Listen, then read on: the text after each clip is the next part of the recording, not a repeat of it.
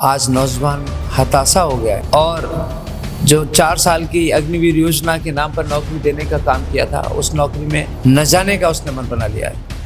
और अभी कुछ दिनों पहले आपने पुलिस की परीक्षा की भर्ती देखी होगी। इस परीक्षा की पेपर आउट हुआ। पेपर आउट होने के बावजूद सरकार ये पूछती है कि किसने पेपर आउट किया है, उसे हमें बताओ।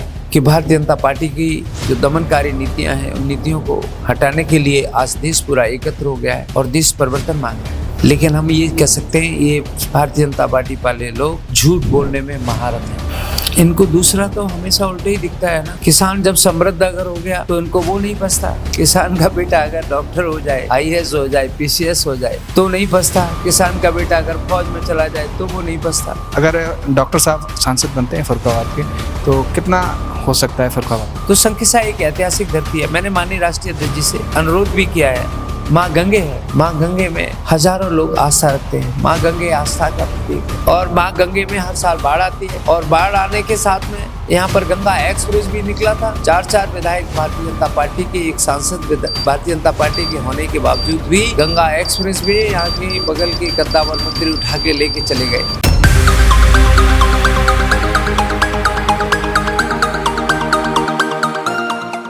नमस्कार दोस्तों, बहुत बहुत स्वागत है आप सभी का एक बार फिर से INDC नेटवर्क के न्यूज चैनल पर। आप सभी को पता है कि लोकसभा का चुनाव काफी नजदीक आता जा रहा है दिन ब दिन। जैसे जैसे चुनाव नजदीक आता जा रहा है वैसे वैसे हम जनता के बीच पहुंच रहे हैं और जनता के बीच जब पहुंचते हैं तो वो कहते हैं कि नेताओं के बीच भी पहुंचिए और हमारा कर्तव्य बनता है कि नेताओं के बीच पहुंचकर आपके जो सवाल जवाब हैं उन नेताओं के पास रखे जाएं। और आज हमारे साथ हैं डॉक्टर नवल किशोर साके, जो समाजवादी पार्टी से प्रदेश सचिव भी हैं और फर्रुखाबाद से लोकसभा चुनाव भी लड़ रहे हैं। तो सर, हमारे चैनल पर आपका बहुत बहुत स्वागत है। जी, INDC चैनल के माध्यम से आपको और आपकी जितने भी ऑडियंस दर्शक हैं उन सबको मेरी तरफ से नमस्कार और बहुत बहुत धन्यवाद। देखिए, वर्तमान सरकार भारतीय जनता पार्टी की सरकार है और किस नजरिए से देख रहे हैं कि भारतीय जनता पार्टी सरकार ने वर्तमान समय में कोई अच्छे काम किए हैं या नहीं किए?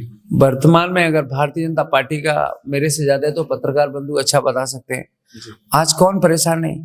उत्तर प्रदेश की बात कर लीजिए, सबसे ज्यादा नौजवान परेशान।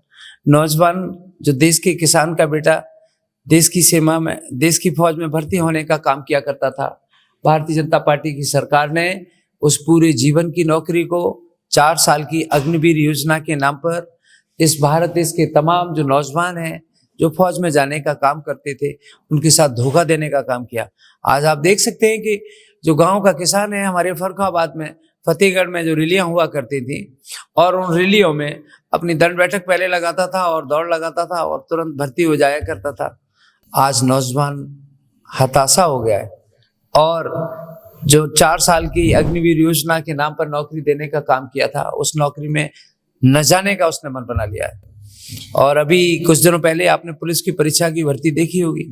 इस परीक्षा की पेपर आउट हुआ। पेपर आउट होने के बावजूद सरकार ये पूछती है कि किसने पेपर आउट किया है, उसे हमें बताओ।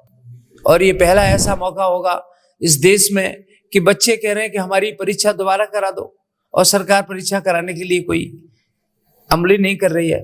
RO का पेपर आउट हुआ, ARO का पेपर आउट हुआ।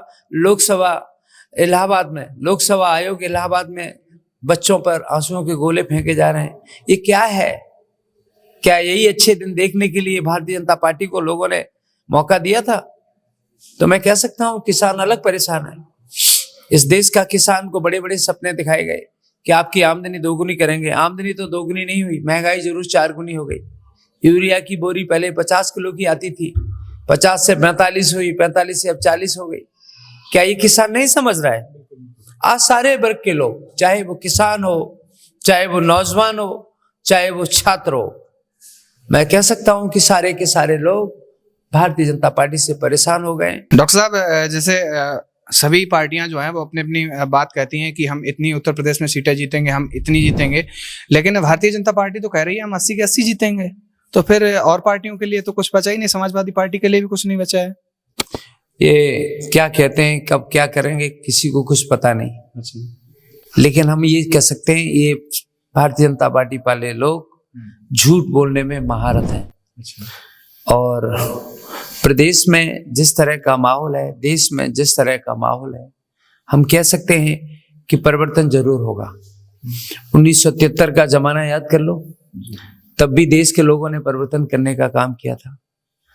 और ये देश जब अंग्रेजों के गुलाम था तो उनकी 150 साल की गुलामी को भी इसी देश के लोगों ने परिवर्तित करने का काम किया है। तो हम कह सकते हैं कि भारतीय जनता पार्टी की जो दमनकारी नीतियां हैं, उन नीतियों को हटाने के लिए आज देश पूरा एकत्र हो गया है और देश परिवर्तन मांग रहा है और जरूर परिवर्तन होगा। जो दिल्ली हरियाणा बॉर्डर पर जो आंदोलन चल रहा है उसमें कई सारे विपक्षी लोग हैं, वो ये बोल रहे हैं कि ये किसान नहीं है, ये आंदोलनकारी हैं और खालिस्तानी है। उसे कैसे देखेंगे? इनको दूसरा तो हमेशा उल्टा ही दिखता है ना। किसान जब समृद्ध अगर हो गया तो इनको वो नहीं पछता।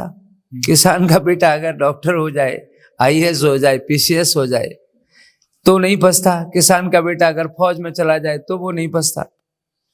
आज जब उत्तर प्रदेश के साथ पूरे भारत देश में बाबा साहब भीमराव अंबेडकर जी ने जो पिछड़ों को हक और अधिकार दिए थे, उनको आरक्षण दिया था, उसके दम पर आज लोग उनके दम पर आज लोग लेखपाल से लेके IAS तक बनने लगे।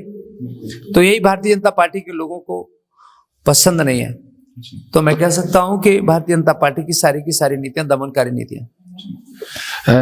डॉक्टर साहब फर्रुखाबाद से चुनाव लड़ रहे हैं और जनता का समर्थन मिल रहा है, लेकिन एक तरफ और वर्तमान सांसद जी भी हैं, मुकेश राजपूत जी, उनके बारे में क्या कहेंगे? कैसे देखेंगे? अच्छे हैं, सही हैं या फिर? मेरा कोई लड़ाई व्यक्तिगत किसी से थोड़ी है। मेरी लड़ाई व्यक्तिगत किसी से नहीं है और माननीय सांसद जी से हमारी कोई ना लड़ाई है ना व्यक्तिगत लड़ाई है। मेरी लड़ाई उनसे है जो उनकी आइडियोलॉजी से है, उस विचारधारा से है, जो पिछड़ों का आरक्षण खत्म कर रहे हैं, जो किसानों को बड़े बड़े वादे दिए थे, जो बड़े बड़े वादे किए थे, उन किसानों के विरोध में है, जो छात्रों के विरोध में है, जो छात्रों के विरोध में है। मेरी लड़ाई उनसे है। यहाँ फर्रुखाबाद लोकसभा से आप कितनी दमदारी से चुनाव लड़ रहे हैं और कितने % उम्मीद है कि हम ही जीतेंगे और कितने वोटों से जीतेंगे? ये सवाल तो आप लोग घूमते हैं जगह जगह। मैं तो बस यही कह सकता हूं कि डॉक्टर नवल किशोर शाह के आज से नहीं, लगातार 12 से 13 सालों से यहाँ पर लोगों के दुख और दर्द में शरीक होने का काम करता है और जो भी पीड़ित मरीज रहते हैं उनका इलाज बेहद कम पैसे पर या निःशुल्क, या नहीं है तो उनके घर पर भी भेजकर भी डॉक्टर नवल किशोर लगातार 12 से 13 सालों से काम कर रहा है। मैं ये कह सकता हूं कि हमने लोगों के दिलों को जीतने का काम किया है और उनके दिलों में जगह बनाने का काम किया है और मुझे पूरा भरोसा है कि जो उनके दिलों में डॉक्टर नवल किशोर ने जगह बनाई है, उस चीज को आज एक राजनीति के रूप में और यहाँ एक समाजवादी पार्टी के प्रत्याशी के रूप में आशीर्वाद देने के लिए फर्रुखाबाद की जनता मन बना चुकी है। कांग्रेस से गठबंधन हुआ है तो उत्तर प्रदेश में कितनी सीटें जीत सकते हैं? उत्तर प्रदेश में हम लोग पहले भी समाजवादी पार्टी का बहुत अच्छा रहा है। सरदार नेताजी के जमाने में 40 से 45 सीटें आया करती थी। मैं तो यही कह सकता हूं कि हम लोग 80 में 80 जीतेंगे। जब वो भारतीय जनता पार्टी वाले लोग कहते हैं आज हमारे साथ तो PDA भी है और इंडिया का भी गठबंधन है, तो मैं कह सकता हूं हम लोग 80 में 80 सीट जीतने का काम करेंगे। फर्रुखाबाद में कितना विकास हो सकता है? जैसे एशिया की सबसे बड़ी आलू मंडी कहा जाता है और कई सारी धरोहर हैं यहाँ फर्रुखाबाद में और संकेसा भी है। विश्व मतलब देशों विदेशों से लोग आते हैं। तो अगर डॉक्टर साहब सांसद बनते हैं फर्रुखाबाद के तो कितना हो सकता है फर्रुखाबाद मैं अगर बात संकेसा से शुरू करूं, संकेसा जहां हमें पूरे विश्व को धार्मिक स्थल के रूप में जोड़ने का काम करता है, क्योंकि संकेसा में सारे अलग अलग कंट्री की मोनास्ट्री है। भगवान बुद्ध के पैर संकेसा की जमीन पर पड़े थे।